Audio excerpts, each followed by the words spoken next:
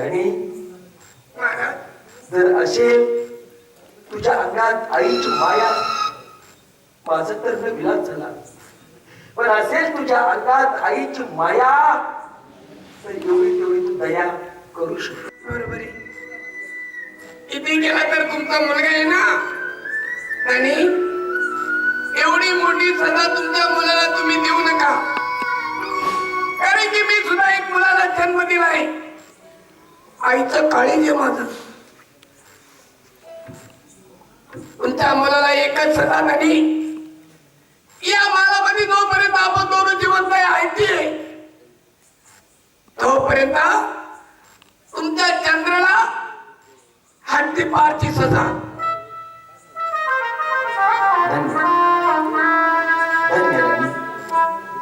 तरी तुझ्या मनात, तुझ्या मनात दया, क्षमा, शांती आहे. येत असते मी. एक नंबर. चंद्र जिथे असेल त्याला माझ्यापर्यंत हजर करा. जशी आपली आज्ञा. चंद्र का बुडून गेला काय माहिती.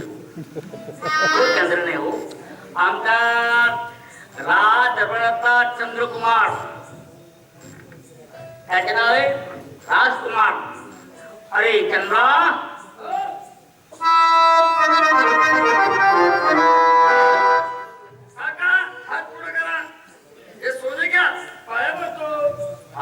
एक काम कर, बाबा आसनावर बसले था आणि तू बाबाची भेट घे.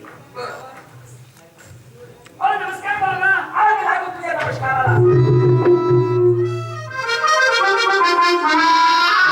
बाबा,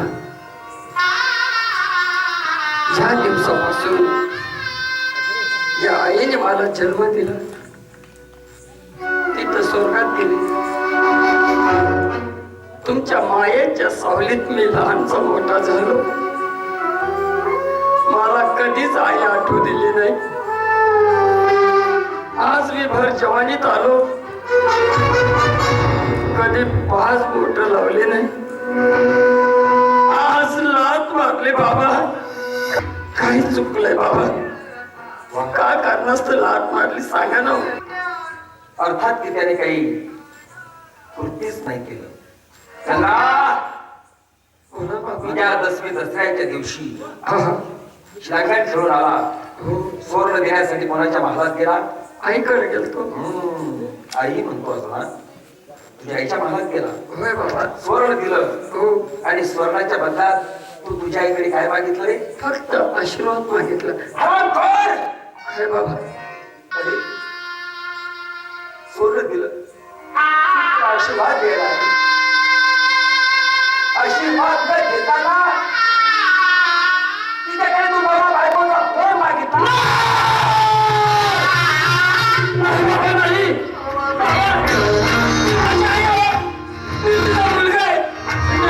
नीच कृत्य करेल नाही बाबा. आईने तुम्हाला नक्कीच बोलून सांगितलं हो बाबा. या जगात कुठलं नीच मुलगा आहे.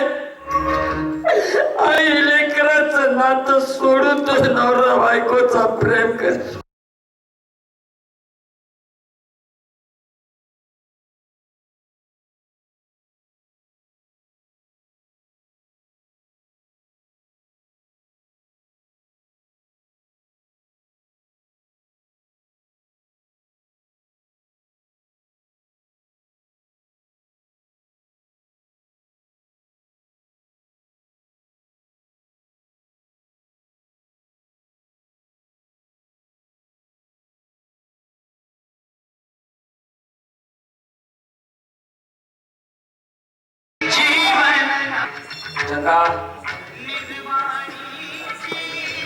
आतापर्यंत तुझा बाप बोलत होता, परंतु आता राजकोट शहराचा राजा शामराव तुझ्याशी बोलत आहे. माझी काही चूक नाही हो, मी चुकी केलीच नाही बाबा. माझी अपेक्षा होती रे की ज्या दिवशी अयोध्या नगरीत श्रीराम प्रभू राजगादीवरती विराजमान झाले त्या अयोध्या नगरीमध्ये दुधाची नदी वाहिली होती, दुधाची नदी. तशी माझी अपेक्षा होती रे, की ज्या दिवशी माझा चंद्र राजगादी स्थापन होणार त्या दिवशी मी माझ्या राजकोट शहरामध्ये दुधाची नदी वाहू घालणार.